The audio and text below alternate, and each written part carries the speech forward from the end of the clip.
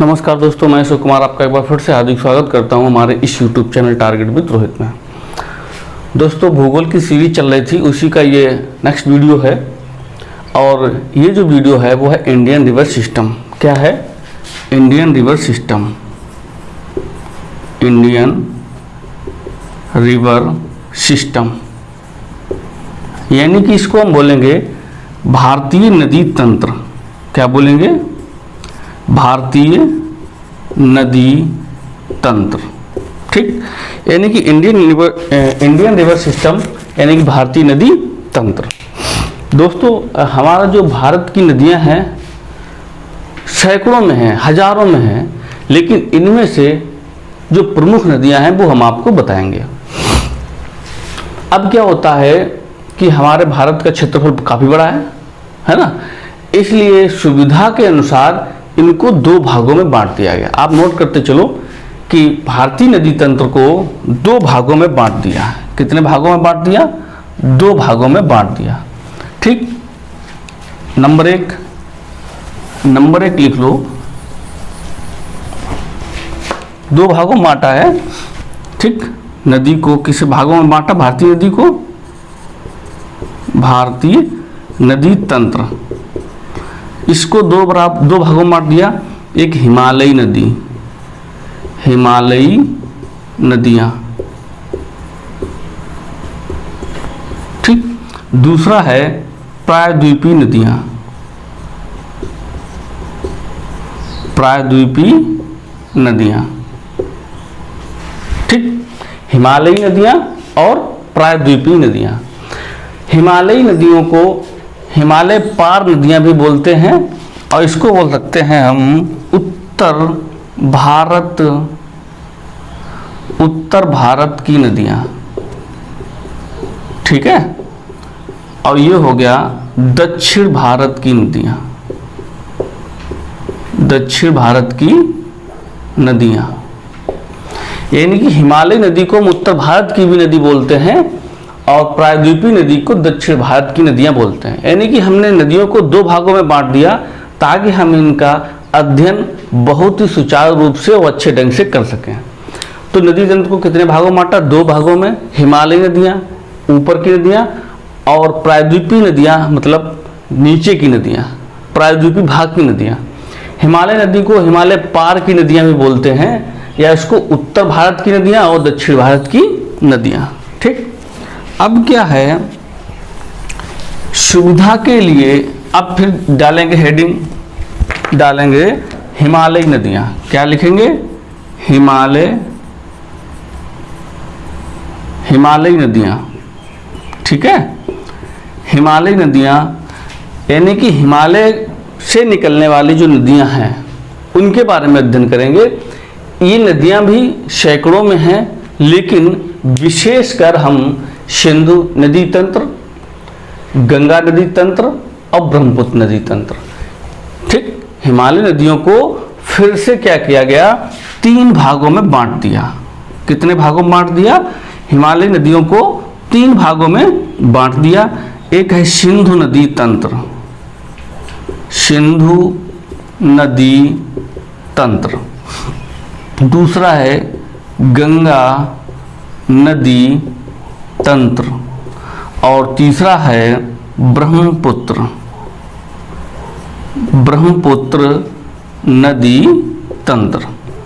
यानी कि हिमालयी नदियों को हमने क्या किया? तीन भागों में बांट दिया है। तीन भागों में बांट दिया, सिंधु नदी तंत्र, गंगा नदी तंत्र और ब्रह्मपुत्र नदी तंत्र। क्यों इसको मैंने ऐसा तीन भागों में बांटा? ताकि हम हिमालयी नदियों को अच्छे ढंग से इसको हम पढ़ सकें, क्योंकि हिमालय की नदियां बहुत सारी हैं। अब बात आती है सिंधु नदी तंत्र की। हेडिंग डाल लो आप, सिंधु नदी तंत्र। क्या हेडिंग डालेंगे?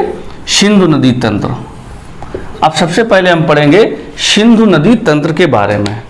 किसके बारे में पढ़ेंगे? सिंधु नदी तंत्र। आपको सिंधु नदी तंत्र पढ़ाने से पहले थोड़ा समझा देता हूं। ये जो नीले कलर की दिख रही हैं आपको, ये क्या है? नदियां हैं। ये नीले कलर की जितनी भी दिख रही हैं क्या हैं? नदियां हैं। और काले कलर की क्या है? हमारे भारत की बाउंड्री है। है ना। ये प्रदेशों की बाउंड्री, ये क्या है, भारत की बाउंड्री है। और ये लाल जो कलर से दिख रहे हैं ये क्या है, पर्वत श्रेणियां हैं, ये दर्रे हैं, ठीक है। तो ये आप इसका मैप समझ गए होंगे, यानी कि हिमालय है, ये आपका ट्रांस हिमालय, ये हिमालय पूरा। तो हमें पढ़ना क्या है, हिमालयी नदियां पढ़नी है।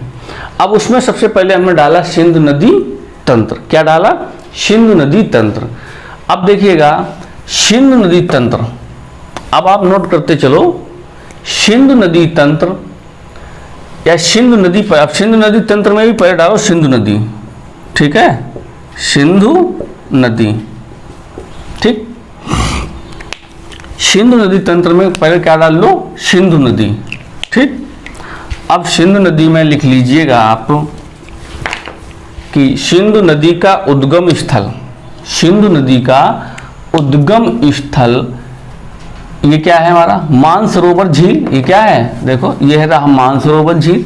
तो आप लिखेंगे सिंधु नदी का उद्गम स्थल मानसरोवर झील के पास चेमायुंगडुंग ग्लेशियर। क्या लिखेंगे, सिंधु नदी का उद्गम स्थल मानसरोवर झील के पास चेमायुंगडुंग ग्लेशियर से है, इसका उद्गम स्थल। अब लिखेंगे कि ये नदी कौन सी नदी, बात चल रही है सिंधु नदी की।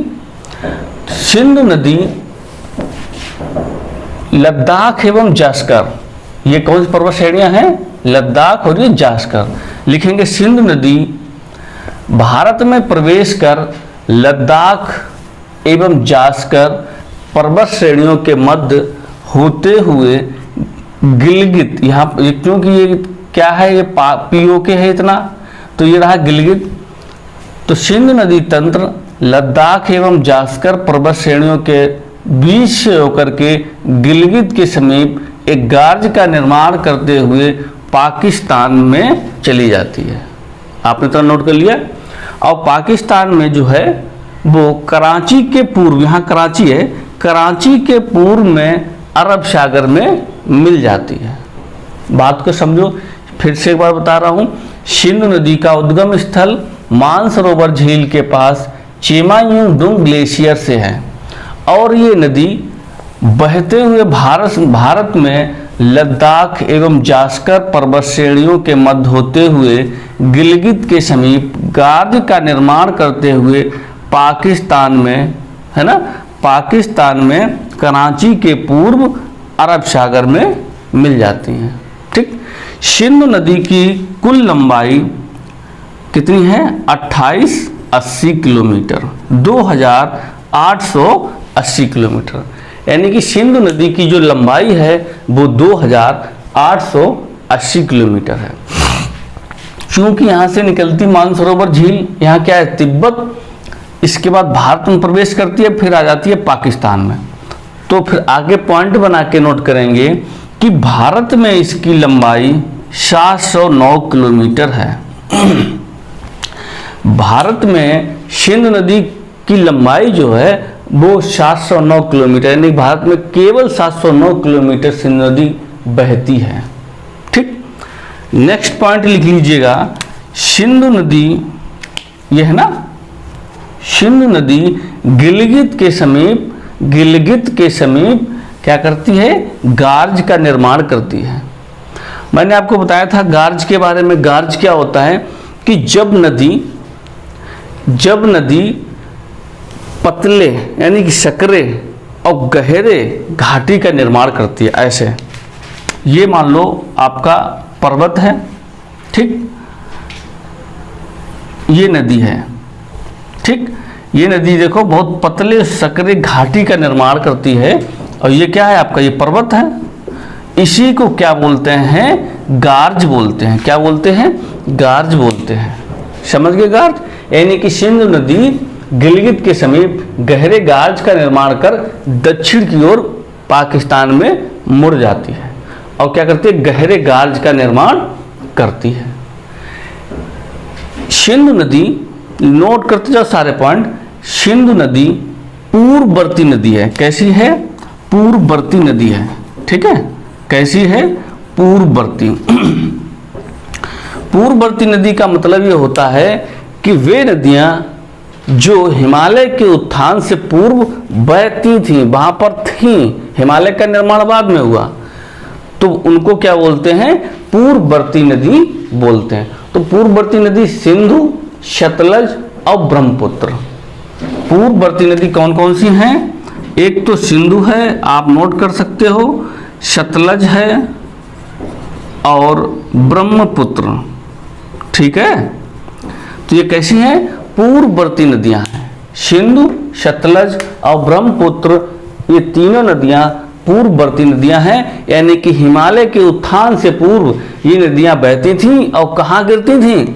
ये नदियां टेथिस सागर में गिरती थीं। अब कहाँ आ रही?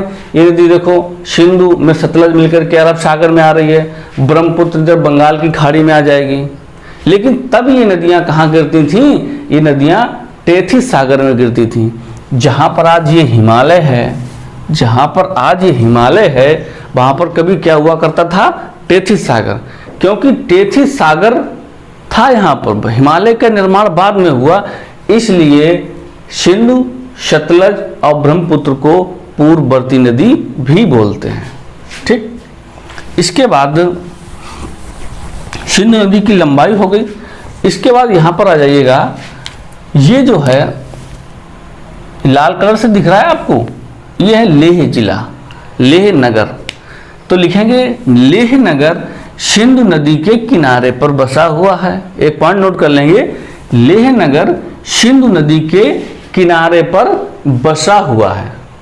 ठीक, ये आपका हो गया सिंधु नदी के बारे में। अब डालिएगा सिंधु जल समझौता, सिंधु जल समझौता। ठीक, सिंधु जल समझौता। देखो होता क्या है, जब नदी दो या दो से अधिक देशों में बहती है तो उनमें विवाद की स्थिति उत्पन्न हो जाती है कि हम पानी का इतना उपयोग करेंगे, दूसरा देश कहता है हम पानी का इतना उपयोग करेंगे। तो क्या होता है, ये विवाद भारत और पाकिस्तान, भारत और पाकिस्तान, क्योंकि सिंधु नदी जो है, सिंधु नदी जो है भारत, पहली इधर आती है तिब्बत में, तिब्बत आप नोट कर लीजिएगा। सिंधु नदी, तीनों नदियां कौन सी? सिंधु, ये नोट कर लो विशेष पॉइंट में, सिंधु, सतलज और ब्रह्मपुत्र। सिंधु, सतलज और ब्रह्मपुत्र, ये तीन नदियां तीन तीन देशों से बहती हैं। बड़ा कॉमन सी बात है, तीनों मानसरोवर झील से निकलती हैं, तीनों नदियां तीन तीन देशों में बहती हैं। देखो सिंधु नदी जो है वो कहाँ बहती है? यहाँ से निकलती है, यानी कि मानसरोवर झील, मानसरोवर झील यानी कि आपका कौन सा देश पड़ेगा? तिब्बत, यानी कि तिब्बत, भारत, पाकिस्तान, ये सिंधु नदी का हो गया। नोट कर लेना, तिब्बत, भारत और पाकिस्तान। सतलज नदी भी तिब्बत, भारत और पाकिस्तान। ठीक, ब्रह्मपुत्र नदी जो है वो तिब्बत, भारत और बांग्लादेश, क्योंकि ये रहा आपका बांग्लादेश। तो ब्रह्मपुत्र नदी पूछा जा सकता है आपसे किन तीन देशों में बहती है? तो ये आपका हो गया है तिब्बत, भारत, अरुणाचल प्रदेश में प्रवेश करती है और बांग्लादेश। ठीक, अब बात हमारी चल रही थी सिंधु जल समझौता। सिंधु जल समझौता भारत और पाकिस्तान के मध्य हुआ, यानी कि भारत और पाकिस्तान में विवाद उत्पन्न हुआ। और जब दो देशों का विवाद उत्पन्न होता है तो वो समझौता कहाँ होता है? अंतर्राष्ट्रीय न्यायालय द हेग में। कहाँ पर? The Hague. अंतर्राष्ट्रीय न्यायालय कहाँ पर है? द हेग है। हमारा जो है उच्चतम न्यायालय, यानी कि एक होता है उच्च न्यायालय, दूसरा उच्चतम न्यायालय। उच्चतम न्यायालय कहाँ है? दिल्ली में है। और अंतर्राष्ट्रीय न्यायालय द हेग, ब्रैकेट में लिख लो नीदरलैंड, ये देश का नाम है नीदरलैंड। तो हुआ क्या, जब विवाद उत्पन्न हो गया और पहुंचा कहाँ? द हेग में, अंतर्राष्ट्रीय न्यायालय में। जब अंतर्राष्ट्रीय न्यायालय में बात पहुंची तो 1960 को सिंधु जल समझौता कब हुआ था? 1960 को हुआ था। ये भी पूछा जाता है कभी कभी, सिंधु जल समझौता 1960 को हुआ।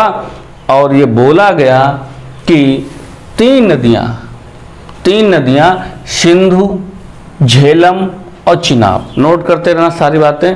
सिंधु, झेलम और चिनाब, इन 3 नदियों का जल पाकिस्तान 80% प्रयोग करेगा और भारत 20%। समझ गए?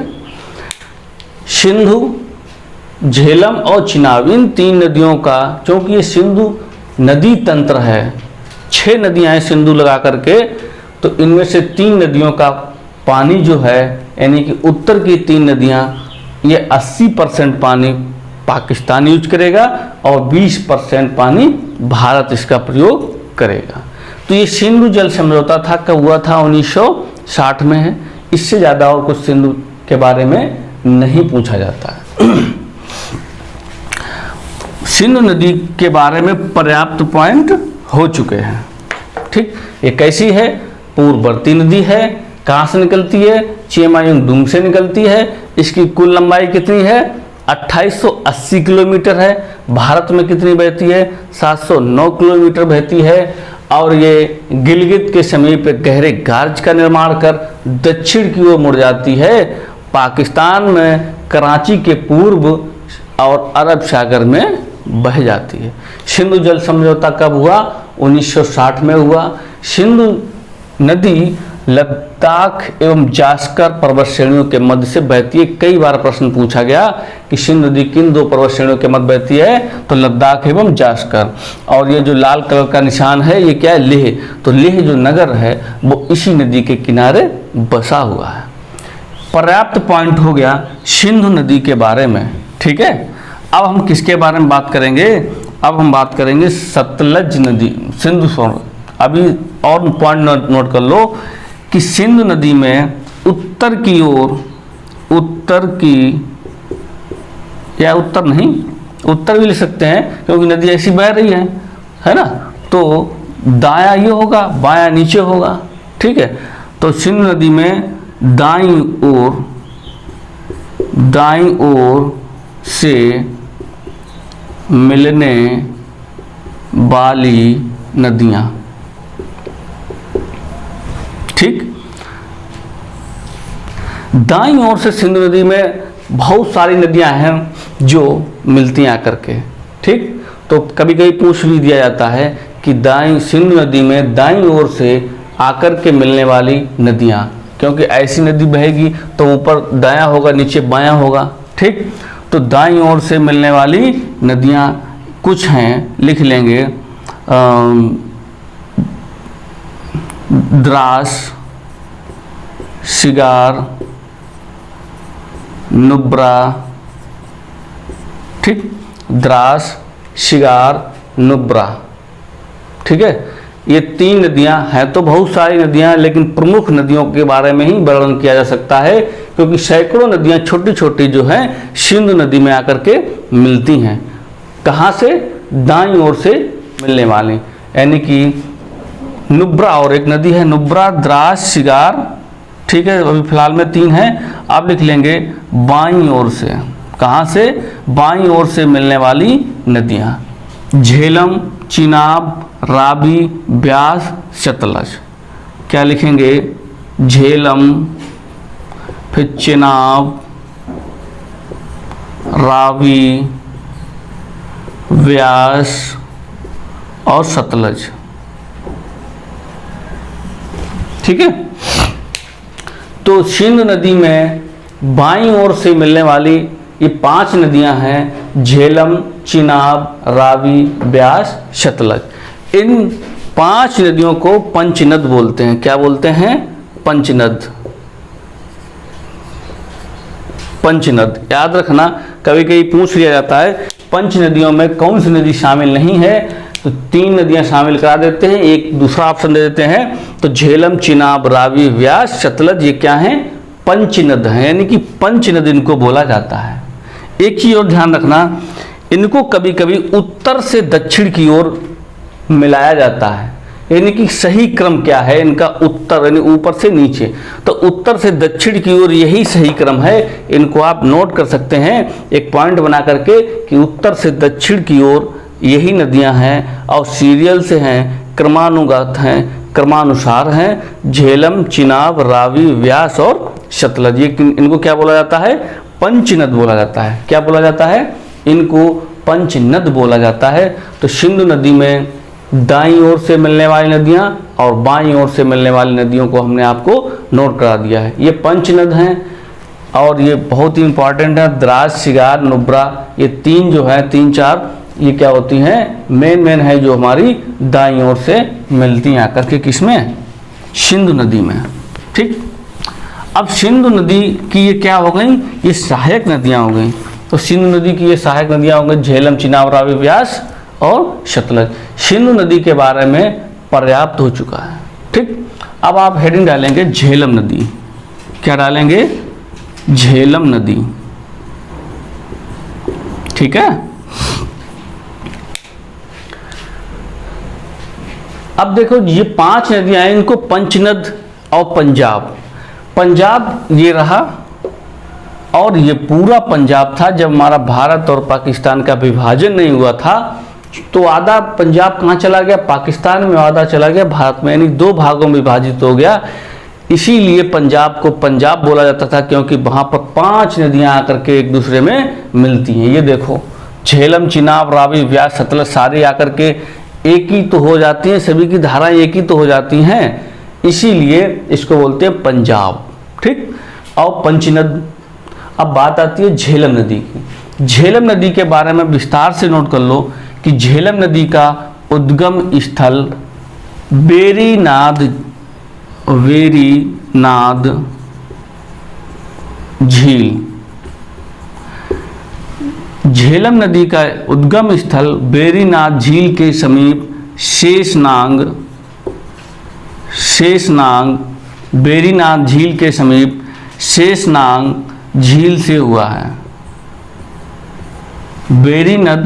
वेरीनाथ झील के समीप शेषनाग झील से हुआ है, यानी कि ये क्या है? झेलम नदी का उद्गम स्थल। ये नदी क्या है? ये है आपका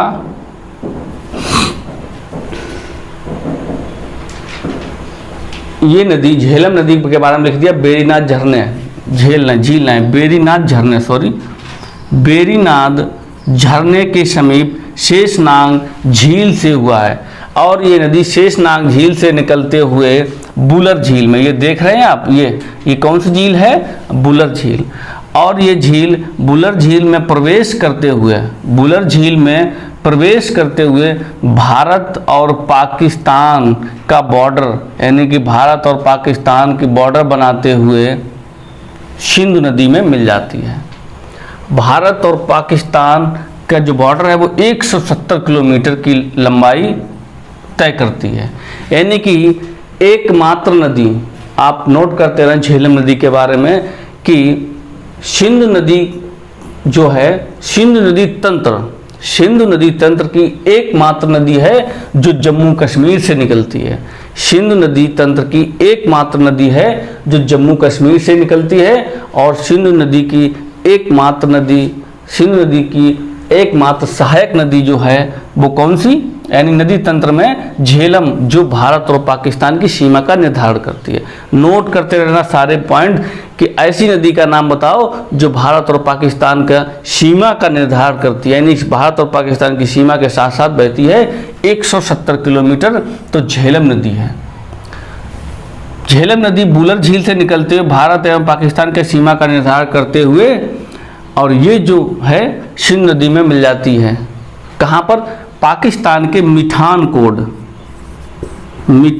कोड याद रखना। ये जो पंचनद हैं, ये 5 नदियाँ पाकिस्तान के एक जगह है, ये मिठान कोड। पाकिस्तान के मिठान कोड में या मिठान कोड के समीप ये 5 नदियाँ मिलती हैं, याद रखना। झेलम नदी भी, झेलम, चिनाब, रावी, व्यास, सतलज 5 की एक धाराएं होकर के और पाकिस्तान के मिठान कोड में या मिठान कोड के पास मिल जाती हैं। ये जो लाल कलर से दिख रहा है यह श्रीनगर। कई बार प्रश्न पूछा जाता है कि श्रीनगर किस नदी के किनारे बसा हुआ है, तो क्या बताएंगे? श्रीनगर झेलम नदी के किनारे बसा हुआ है। ठीक, श्रीनगर झेलम नदी के किनारे बसा हुआ है। और एक और प्रश्न बहुत बनता है, कई बार पूछा गया है कि वह कौन सी नदी है, सिंधु नदी तंत्र की वह कौन सी नदी है जो विसर्प का निर्माण करती है। विसर्प नोट कर लो।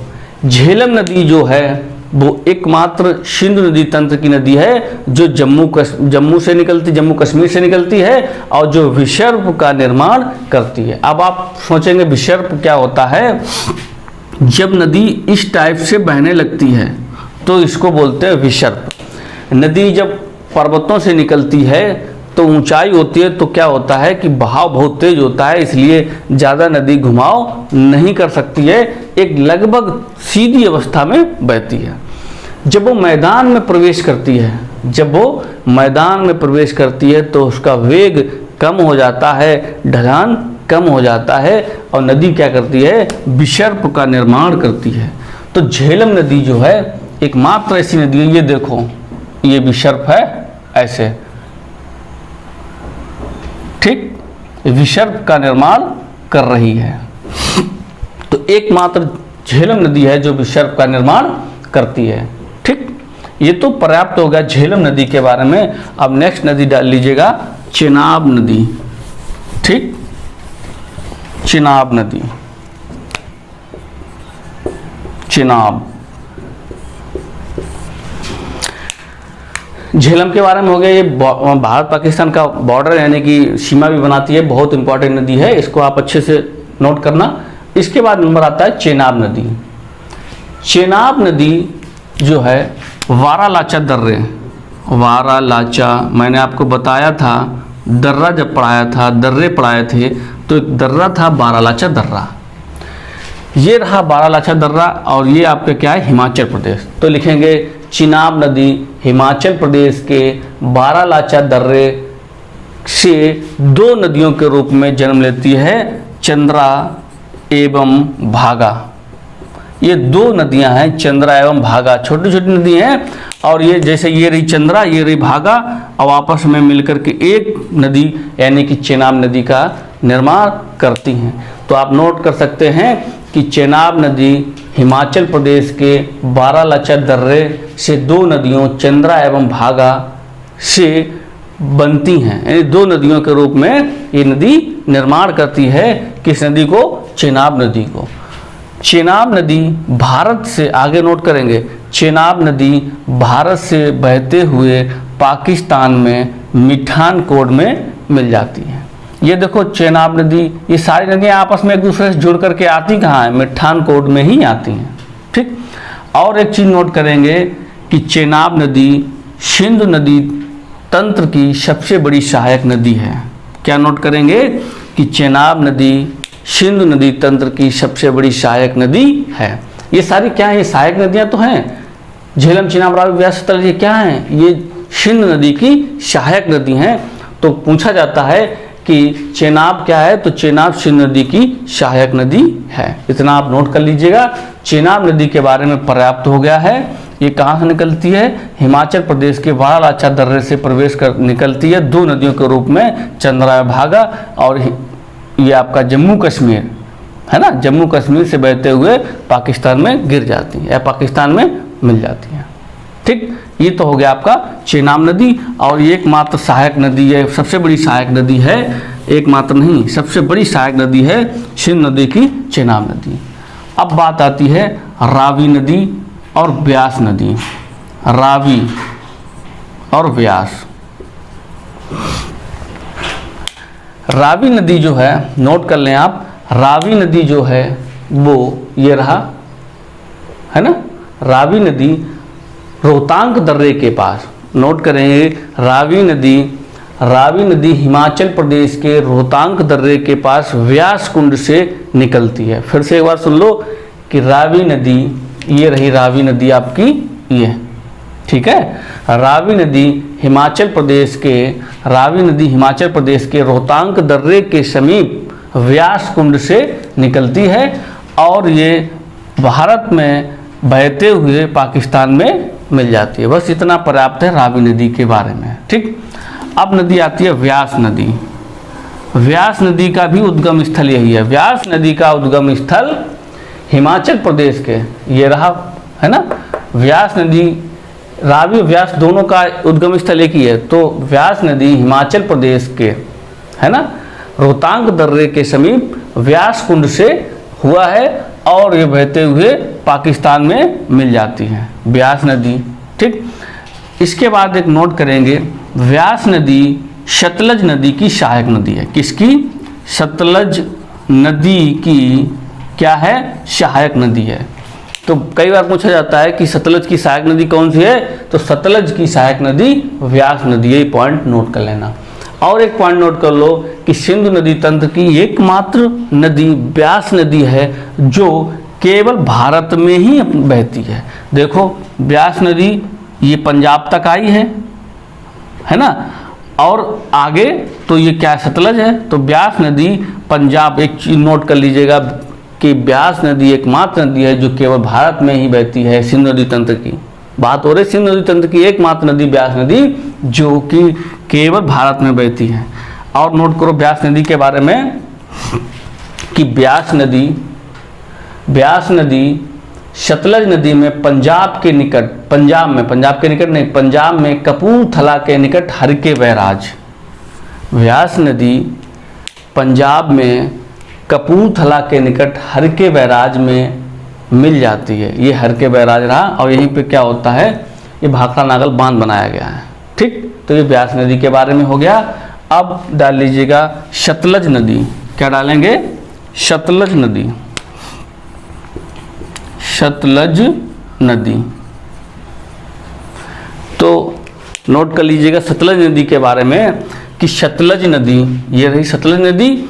सतलज नदी मानसरोवर झील के पास राकसताल ग्लेशियर है। ये सतलज नदी मानसरोवर झील के पास राकसताल या राक्षसताल भी इसे बोल देते हैं, तो राकसताल या राक्षसताल ग्लेशियर से हुई है। और ये भारत में, ये रहा भारत, ठीक, और ये भारत में प्रवेश करते, भारत के हिमाचल प्रदेश में प्रवेश करते हुए पंजाब होते हुए हरके बैराज, ये रहा हरके बैराज में होते हुए पाकिस्तान के मिठानकोट में मिल जाती है। इसका उद्गम स्थल मेन होता है कि राकसताल सतलज नदी का है, राकसताल या राक्षसताल। ठीक, और नोट कर लो कि सतलज नदी हिमाचल प्रदेश के, ये रहा हिमाचल प्रदेश, ठीक, सतलज नदी हिमाचल प्रदेश के, ये एक दर्रा है। ये कौन सा है? ये एक दर्रा है हिमाचल प्रदेश का। इस दर्रे से प्रवेश होते हुए और ये पाकिस्तान में मिठानकोट के पास मिल करके सिंध नदी में और कहाँ चली जाती हैं? अरब सागर में। ये कौन सा दर्रा है? ये शिपकीला दर्रा है। नोट कर लें शिपकीला दर्रा।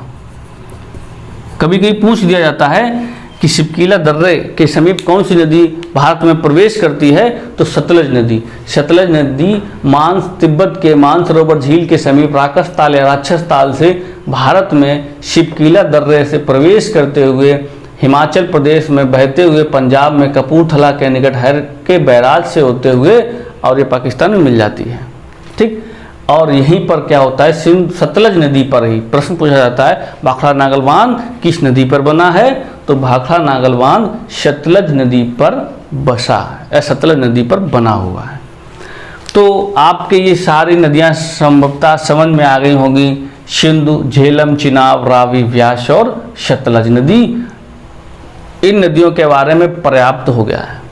ठीक है, और प्लीज़ यदि आप हमारे चैनल पर नए हैं तो इसे सब्सक्राइब जरूर कर लें, लाइक करें, बेल आइकन दबा दें ताकि नया यानी कि जो भी वीडियो अपलोड हो वो आपको नोटिफिकेशन प्राप्त होता रहे। बात हो गई है सतलज नदी की। ठीक है, मैंने आप बता दिया ये कितनी है, इतनी ये भारत, ये सतलज और सिंधु ये क्या होती हैं, मानसरोवर झील यानी कि तिब्बत से निकल के पाकिस्तान में मिलती हैं। ठीक, और इन नदियों के बारे में बता दिया। अब मिलेंगे नेक्स्ट वीडियो में गंगा नदी तंत्र। किसके बारे में मिलेंगे? गंगा नदी तंत्र के बारे में नेक्स्ट वीडियो में मिलेंगे। धन्यवाद।